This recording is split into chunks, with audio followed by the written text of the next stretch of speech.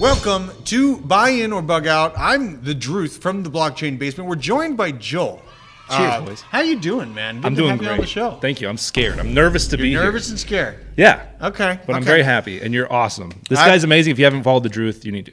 We try our best. We keep it level-headed, but we also pay attention to macroeconomics and all the reasons why you got to stay prepped, take your own safety and your own liberties into your own hands, because nobody's coming to save you if the bubble does pop. So we're going to be making some prepper content. I'm pretty excited about it. But today on Buy In or Bug Out, you have three different options, right? You have three different scenarios. These are all theoretical potentials, but there's a degree of truth to every single one of them coming true. So that's why they're kind of listed as options. You'll see what I'm talking about, but you're going to have to choose a number between 1 to 3. Go.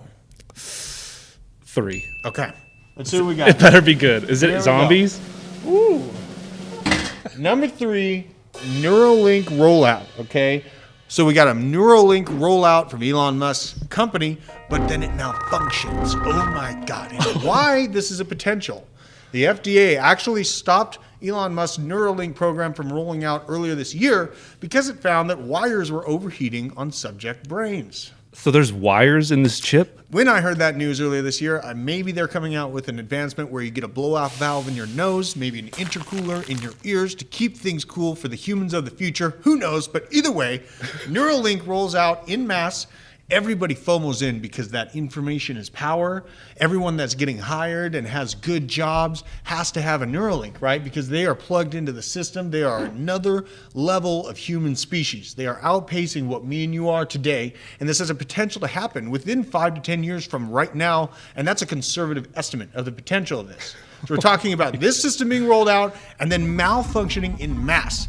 Thus, turning the people that plug themselves into the matrix into data vegetables. Interesting. So data vegetables, or are they turning into like higher power humans, like the Terminator T2? Yeah, I think they're more like the vegetable state at that point. So they're just like dum-dums. Yeah. Okay, got it. So chipped people turn into vegetables en masse.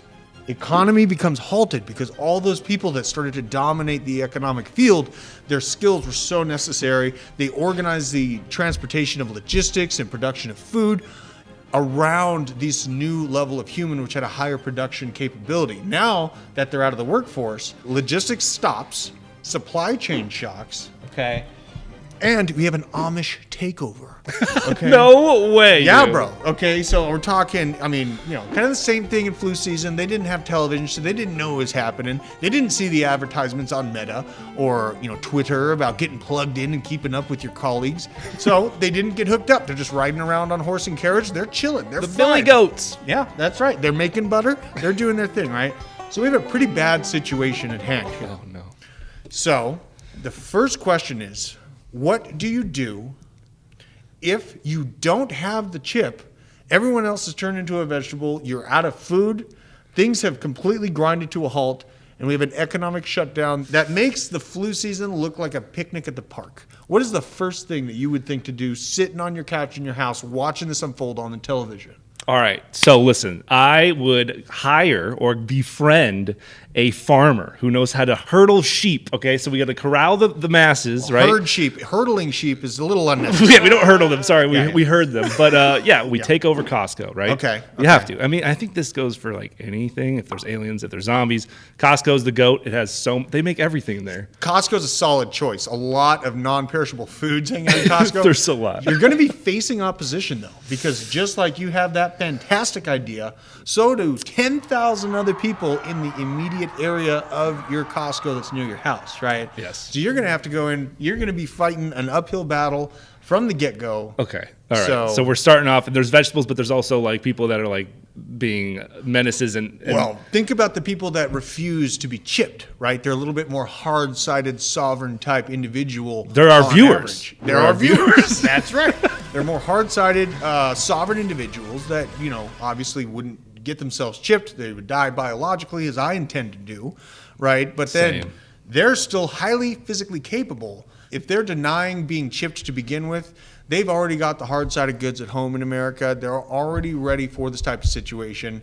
I would say that if your eyes are on Costco, Going into a building that you absolutely don't have to go into in a time like this is probably the preferable option. Yes. I'm just saying. No, you're right. You know what I mean? Like, and you're also going to have people getting in fistfights over Bic lighters. You're going to have a lot of chaos. Yeah. You know what I mean? So I would take extreme caution and more so just try to control the perimeter, maybe thin it out a little bit, maybe get a good feel for the flow of traffic. All right. You know, things of that nature. Don't just go in there and just be like, oh, it's all mine. You will be done out. You're probably right. So I think I'll change it. Listen, I grew up in California. That was always the go-to. That's right? your first mistake. I know. True. Okay. I didn't choose that. I didn't choose my family That's either. fair enough. But no, so that was always the choice was like my friend's house with guns or Costco. But moving to Georgia, I have a pistol now. Hey, yo, let's go. And I'm trying to get an AR eventually. I bought silver this week. Hey! You know, because when that does happen, maybe your ledger doesn't work anymore. Right. Maybe, you know, currency doesn't matter. Maybe, you know, and so like hard bullion might be the way to go. But I like that. I like that you got silver. I think we take to the woods Yeah? of Georgia. Okay. Are you down? Northwestern Georgia has some fantastic woods, and it's interesting to note that guerrilla warfare really was founded and explored here in the South against the Redcoats. So it's a fantastic, it's what I refer to as decentralized violence, So this will be Civil War 2.0. essentially. I mean, you would have basically roving gangs of people that did not plug into the system that are vying for power. And once the thin veneer of civility is taken away en masse in a situation like this, you can expect extremely bad behavior in a short amount of time. Dang. Once people realize the implication that food is not being replenished at the grocery store, a lot of people don't think about the fact that our grocery store is a just-in-time delivery system. So if things don't continuously work in warehouses and logistics systems, there is no food available on the shelves in a very short amount of time. It's kind of the same situation. Toilet paper, though. Toilet paper. COVID. Remember. That was insane. Absolutely. It only took one day and a couple viral posts.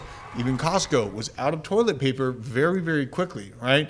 So you have to keep that in mind. That's why in the prepper mindset, stacking a bunch of toilet paper and a year's worth of food really helped my family operate in a position of strength when the last economic shutdown happened, and really changed our financial future because I could use that money to go into risk assets when the blood candle was the bloodiest and the fear was the highest. People thought the world was ending. Absolutely. I wouldn't say that the world is guaranteed to end, but I will say that the world is guaranteed to change. So being flexible and able to adapt to those changes as they come is going to leave you with a position of strength. It's true. Yeah. I just started a channel called Newbie Prepper. Really? Newbie Preppers. Okay. I used to have such a bad thought process of preppers. You'd Yeah. see those guys, they would live out in the woods in those Connex boxes. Yeah. And they'd be like, oh man, like I got food for years and stuff. And it's like, okay, that guy is a little extreme, a little bit. Mm-hmm.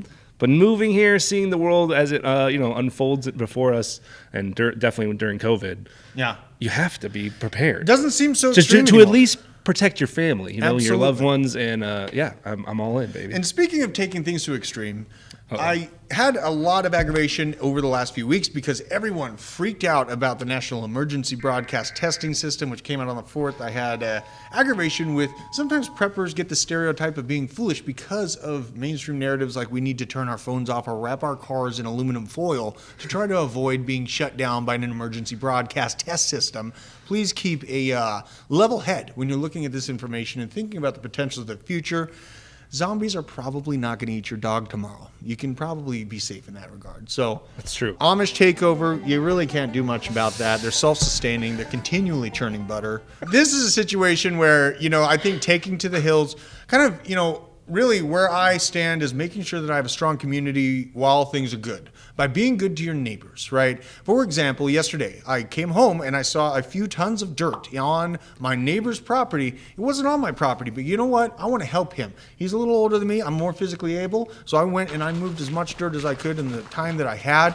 And it's important to outreach to your neighbors and be a steward of your community, because that leadership is going to be sought after heavily should something like this happen. And having that close-knit community helps you be an autonomous situation where you're not reliant on government agencies to come airdrop you your saving.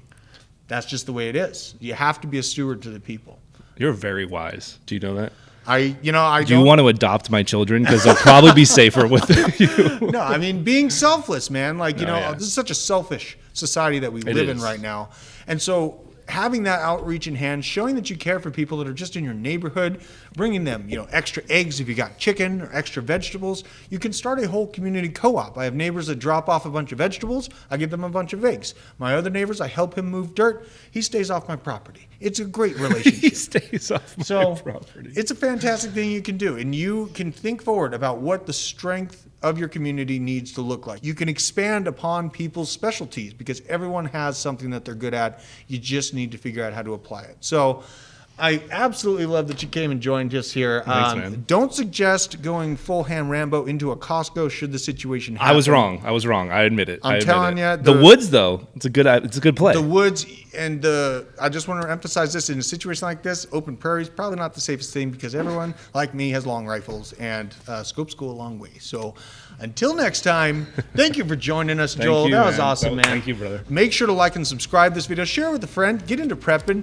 Get intelligent about what might come for the future because there's a lot of things on the table right now and the world is guaranteed to change.